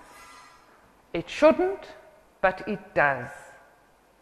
And I think Justice Froneman gives us that hint very clearly. I don't know whether that's his own view or whether he's signalling a warning because of what had transpired in the debates behind closed doors. But what he is saying, if Solidarity and AfriForum hadn't brought the Free State language case, it might have been different. It said in very nice words, we should have different voices, etc. And to me, it's very interesting because in our own assessment of the strength of a variety of cases, Free State language, Pretoria language, and then the Stellenbosch language case, we thought the Stellenbosch language case was weaker than the others. But that was the case that was ultimately pursued not by AfriForum and Solidarity, but by Gelyke Kanse. And the interesting thing is that in the Gelyke Kanse case, the Constitutional Court is willing to entertain the application for leave to appeal, to at least hear argument on it. It wasn't in the case of the Free State language debate. And I think it does tell us that the identity of the applicant matters. Yeah, one final thing I wanted to say is that it's interesting how others have noticed. So, for example, the South African Human Rights Commission, in the report, its equality report, made the comment that the interpretation of the Constitutional Court of the Employment Equity Act was very loose. It was very difficult to follow, and it has now made comments in that report about the fact that it doesn't seem that the Employment Equity Act is aligned to the Constitution. The funny part is, even the Human Rights Commission now seems to be running away from its own report. It says, no, the words say what I mean, I say they mean. In an Alice in Wonderland world, it's the same. They have said that there's a constitutional problem, but now that it's being picked up by Solidarity and AfriForum, they say, no, that's not actually what we meant. Just going back again to the fact that identity of who says it matters. I think it also matters often how you say it. But that's a debate for a different day. Thank you. En ons baie dankie. Is lekker om hier te wees. Ek het baie lekker geluister. Ek het ook John se stuk gelees. En ek kan eintlik met baie min verskil of kommentaar gee. Ek dink die koers was so beledigend teenoor 'n sekere hofamptenaars wat hy bang vir was, nee. Was heeltemal in orde. Jy moet in jou ouderdom sag raak. What I would like to point out on in terms of John's paper is what I thought was useful were a set of polarities that John pointed out. And I think some of those for the younger people around here could actually be further studied and researched and could really help us to understand this. And these are, if I can mention a few, the whole question of a liberal view and a progressive view. And obviously, I don't need to embroider on that. Whether the Constitution, what would happen if it had a liberal interpretation rather than a progressive one. So that's that axis. The second one, more substantive, is the whole question of targets and quotes. I'm actually surprised that no one has taken that up as an issue, especially in terms of what the court said, that it would not be wise to do it. Why would it not be wise to do it. I mean, it's a vagueness that I think could help if we can say, so what is the difference? Is it only flexibility? What exactly is that flexibility? Targets, quotas, because I think that's what it'll boil down also in the new Employment Equity Act that's on the table. The third one is the one that John also mentioned, the difference between broad representativity and equitable representativity. I think a bit of further study there would help us. And then what Greta mentioned, equality versus substantive equality. And then the other one, the final polarity, is the phenomenon of what I would call in some judgments honorable and or naive expectations versus unintended consequences. And I think Johan van der Westhuizen, for instance, with a naive view in one of the cases, I can't remember which, saying that this may not happen, and he did, when it was merit against affirmative action. And that, I think, in a sense, is perhaps politically could be the most devastating criticism of transformationalism, as Koos said. To say that you wanted to achieve this, you thought that the court had a role to play. Look at this, it didn't happen. I think that could be quite strong. Two last things on John's paper. It would be interesting to check how often and how prominent are the words redress or herstel. What's herstel? Correct. They used in the Constitution. So that might be another interesting thing. To just check where they are, because there are some oblique references to that. And whether in that context one can say, well, that could lead to transformationalism or not. I think that's important. But the final point on John's paper is, for me, that he showed clearly that the Constitutional Court has fallen in with the government of the day in re-racializing society. I often say that when I was a student in the 70s and a young Dominee Reverend in the 80s, I specifically stepped away from a racial identity because I thought it wasn't important. And this government, for the last 20 years, is forcing me, through legislation, through all the things we're talking about, to be a white person again. And I refuse just to be a white person. I think I'm more than that, but they're saying, you're a white person, and that's what matters. And I think that's where the ideology part comes in. Apartheid was an ideology, and the ideology has many characteristics, but one of them is that it changes your view of reality. It's like you see reality like this, and then you put on a pair of glasses, and you only see those four guys sitting there. It shuts out the rest of reality. And I'm afraid that the time has come for us to say to the ANC in many forums, and also to the Constitutional Court, that you have a racial pair of lenses on. Your ideology makes race the most important factor again. And I've said it to some people, and they get very angry that you can compare transformation with apartheid. But there are some things that they have in common. On Koos's paper, I like the idea of transformationalism. Perhaps we should all start talking about it. Because coming from a theological background, obviously transformation, the concept of change, is a Judeo-Christian concept. There's nothing wrong with that, but they've taken this and made it racial, almost only. And I think so. I like the idea of using transformationalism just to make the point. I would like to add to Koos's paper the perspective that, although it was news to me, and I would like to go and do some more reading on it, that it started, the idea of the concept of transformation as a political and legal concept, started with some leftist academics and the like. But I think that in the Thabo Mbeki years, especially after his speech, I think it was in 2001, of the Two Nations speech and the colonialists of a special type, it started gaining traction inside the ANC, and therefore it went through that. It will also found its way into legislation. And the ANC has been very successful in one thing. Let's face that. They've been very successful in popularizing the ideology of transformation. Very few people have the guts or the knowledge or the political incorrectness to disagree with transformation. It's like, disagreeing with with holidays or something like that. And I think when I think what could this audience do, it's try to discredit that, to hollow it out in a certain sense. So I wanted to add the point, Chris, that I think if you look at what happened in governmental circles, there was it became law. The words crept into legislation. It was confirmed by the Constitutional Court, and so it went on and on. And obviously, in the Zuma years, Zuma had different agendas than transformation, but the ideology had already been formed. So it ran, and it's still running. And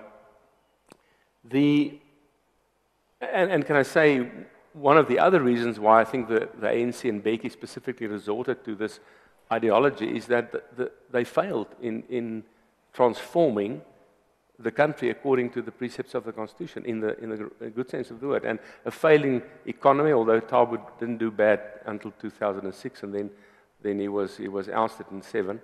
But they failed. The education system failed miserably, and that means merit all of a sudden became more difficult. And then Zuma brought in not only more cadre deployment, stronger, he actually buggered up cadre deployment, and they didn't ask who's the best person to turn around state-owned enterprises, but rather who's the closest person to Zuma who can give us the money, the contracts from state-owned enterprises. Finally, one must ask the question, what should we do? I would think that within sort of a fairly narrow perspective, we all agree that this is a bad thing, this is what's happening, but what could be done? And I think Koos's point about the JSE is a very important one. But I think we should also say this is not only true of South Africa. I mean, there are now people waiting for Obama-appointed judges to retire so that the Trump judges can do some things in their Supreme Court. But is there a better way? Can one take, for instance, the sort of stranglehold that political parties and the ANC specifically has on the appointment of the Digital Commission? Can one, through advocacy, say there should be more civil society representation there? Perhaps that's one thing we could do. And advocacy on what does the ANC really mean? And the Clark Foundation and IRR is working on something for next year, 2 books that Anthea is working very hard on, to tell people what is happening, what is the outcome of the NDR, what is the outcome of radical economic transformation. Perhaps, Anthea, we should consider writing a chapter on the Constitutional Court in that too. Finally, sometimes, perhaps just to keep sane, one tends to wonder whether is there anything positive somewhere. And I would want to say there are at least 3 things positive that may change the direction of discussions. The first one is what Rita mentioned, the Human Rights Commission, with a little push from Forum and Solidarity. At least they wrote it. I mean, they can back down now, but it's on paper. And obviously the international support for that. With that, the Equality Court on our hate speech, the LAPI. Gelyke kanse, the interesting thing is it's not only did the Constitutional Court say they will hear gelyke kanse on the Stellenbosch language issue, but more importantly to me, the heads of argument were in English, but all the other evidence documents were in Afrikaans. Many of them colored students and colored leaders who said, we cannot progress in English. And so the Constitutional Court said they want a postponement so that all that 5,000 pages of evidence could be translated at their cost, the cost of the court, into English. Now, I hope that shows a new indication of let us hear what people say, especially then brown people or colored people, about Afrikaans, because I think the Chief Justice was very, very wrong and narrow in his view in the Free State case to say that Afrikaans is actually the cause of all of the racism at Free State. I mean, I wrote about that when you read his language, it's as if the Rates 4 were on trial and not Afrikaans. I mean, that's the way he came across. And yet there may be a small change in that from the Constitutional Court, and we'll have to wait and see on that. Thanks, Ernst. Very good. Winston Churchill said that you must believe your opponents and plan accordingly. Now, if the Constitutional Court is talking about radical socio-economic transformation, I believe them, and I plan accordingly. Now, I want to compare the situation or the choices of 1948, when the National Party took over, with the choices the ANC made in 1994 and afterwards. Now, 1948, it was a logical decision. It would have been a logical decision for the voters to support Jan Smuts at that time. We all know the history. They've just won the World War, the Allies. There was a rise of communism, the awakening of Africa, the British Commonwealth, very powerful politically, economically, and even military. So it would have been, in a certain sense, a logical choice. But the choice went in another direction. And on the face of it, it may seem illogical. It was a road of growing isolation, and South Africa at that stage, the government was basically alone in their fight against the awakening of Africa, the rise of communism and all that. But if you take a little bit of a deeper look into the forces of history, then you can see that that road they took was historically determined.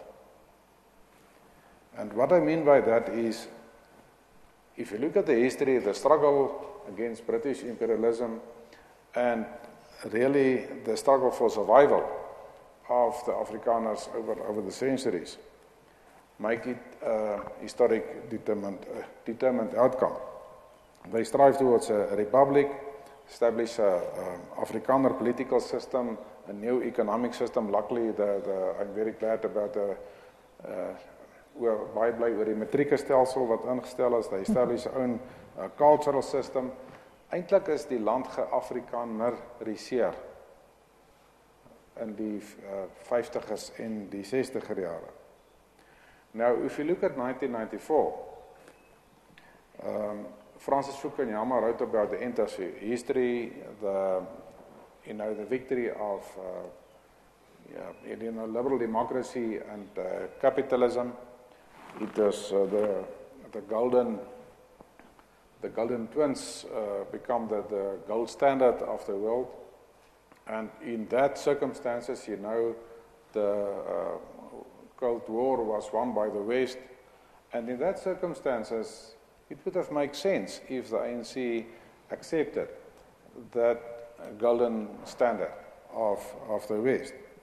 Now, because of the balance of power at that stage globally and in South Africa, the ANC made concessions to get the power, and afterwards they used the power to realize a lot of their original objectives. Now, in a sense, the core difference for me between the liberal kind of role or view and the progressive, so-called progressive view of the left is the role of the state. And, I think for the most of us, we see the role of the state as a housekeeper, but that the left sees the state as a breadwinner. And what we see in South Africa is, like in 1948, you can't pause history.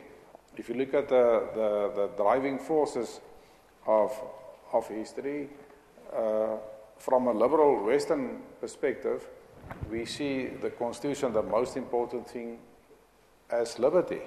But from another perspective, you see the most important thing as equality. And I talk about equality of outcomes, to use the state to realize the second generation equality rights, and not to protect the first generation freedom rights, liberty rights in the Constitution. So if we look at the broader picture in South Africa, we see the systematic use of political power to diminish the cultural spaces. We see the role of the Constitutional Court to promote the legitimate interests of the majority, even at the cost of protecting the legitimate interests spelled out in the Constitution of the minority. So, for me, the most important thing is that I don't believe you will be able to stop history. I believe the ANC will accelerate the pace in the wrong direction. They talk about the balance of power. The balance of power has changed in South Africa, as you all know, but also from their perspective, not necessarily correct, but from their perspective, also there's big changes in the global balance of power, and the ANC look much more these days, if I can use the term, to the Beijing consensus of economics, of a political economy, than the so-called Washington consensus. Thank you. I have two questions, one for Greta and one for Tiens. The question to you is, in the Trani case about the street names, the case was essentially about a procedural matter, about the process that has been followed in changing the street names, and the court said, they made that comment about substance over form, where they said, basically conceded that the process that has been followed wasn't legal, but the outcome was proper and therefore it should be accepted. So the question to you is, to what extent is that acceptable or appropriate in a court judgment? And my question to you, Tiens, is about the context that we are in now, and you obviously played a role at CODESA at the negotiations. So the question is about the narratives and the different narratives that we see in South Africa and the extent to which they are reconcilable. So we do know during the negotiations the ANC had certain promises that they made to their support base or constituency, and the National Party made certain promises to their constituency on what the new South Africa would look like. And it seems today as if both constituencies are frustrated because what happened is probably somewhere in the middle. So the question is whether those two could be reconciled. Thank you. In administrative law, what we know is that there is a process to be followed, and we know that when a process is not properly followed, that is a proper basis for a challenge. We accept that in administrative law in particular. We accept it also in the sphere, for example, of labor law, where we don't just look at what the outcome is and say, well, it really doesn't matter so much that the process didn't work out right. Because we know that the process and the choice about process influences the outcome in ways that we can't always predict. And so as a lawyer, I would say that you can't simply excuse procedural flaws because you have a loose sense that the outcome was the right one. But your question goes precisely to my point that I made earlier. The court is concerned ultimately with outcome. It says certain things in getting there, but its concern in the transformation project seems to be what is the outcome. And you see that in the example of the Free State language case. The outcome, for example, of having Afrikaans and English classes was that predominantly in the Afrikaans class there were white children, and predominantly in the English class there were black children. That's the outcome. So what the university and then ultimately the Constitutional Court sees is that is racist, because the outcome is to have different groups in different classes. It looks at the outcome, not at the actual actions. And I think that is a tool, maybe. If you go back to the street name case, if you start looking at the outcomes and you can start justifying interference on the basis of outcome. That is how you justify getting there, because you can ignore some of the more difficult technical objections. Ernest, thank you. The circumstances around 1994, just to remind everyone, was that we were negotiating an interim constitution in 1993 to enable the country to move away from violence and have an election. So the only reason for the interim constitution was to be able to call a legitimate and legal election by an elected parliament. Obviously, the sort of 80% of the interim constitution found its way into the final constitution of 1996, and some of you may know there were the 34 constitutional principles that had been agreed as in very many cases as a compromise between the parties, that of those 34 principles contained in the 1993 constitution must also be in the 96 constitution. And as far as I can remember, the constitution was sent back twice to make sure that happened. So it is true that because there was a time frame, because the parties were under pressure, there was what was called in the past the vagueness of compromise. That parties could find each other in the vagueness of compromise. And obviously that led to what you referred to, Aaron, that there were different expectations from the different constituencies. I often said that white South Africans hoped that nothing ever would change, and black South Africans hoped that everything would change overnight. And they were both wrong.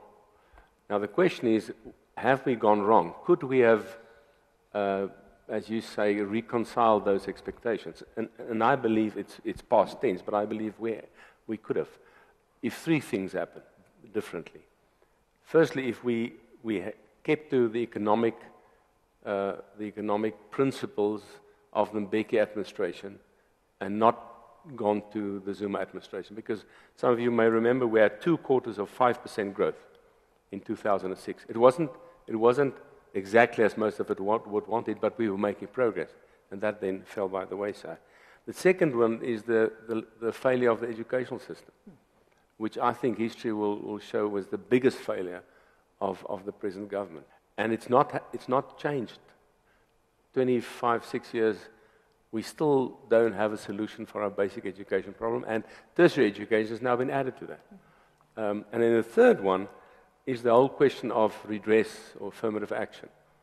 I don't think any one of us, if we had been a decision maker in 1994, would have said that there can be no such thing as affirmative action. There was some redress necessary, but I think if redress was given a 25-year or even a 30-year window and say, that's it, these are the principles, no quotas, no even targets, but training, education, I think we could have. Now, that's in the past. The question is it still possible? I know Flip says you can't change history. I still hope and believe, and I'm working to try to make it possible to reconcile those. But the narratives are at the moment worrying me. You know, the narrative by a black first, land first is, and the EFF, is a difficult narrative to I mean, you can reject it, but it has some traction in the community. Give you one other example, finally, Ernst. F.V. de Klerk, when we write something remotely contentious, we get attacked from the left on social media, but we also get attacked from the right, because anything that goes wrong in today's South Africa is attributed to de Klerk, saying that you sold us out. I mean, I had a discussion the other day in Pretoria with a guy who comes from Vanderbijl Park. He's 70 years old. He has a file this thick on the referendum. And he wants me to hold F.V. de Klerk to the referendum. And eventually I said to him, you know, he's 82, you can't hold him, but even if you could, he asked for a mandate to negotiate a constitution. You must judge the constitution, that's the outcome, not if some parties, as they do now, reject the constitution. So I think that's the problem we have. The narrative has changed, and I think the Helen Ziller tweet and others show that little sentence in the preamble that said, respect those who developed our country, is not getting the same traction as the one who said, we fought for freedom. And I think it's perhaps time to make that balance right.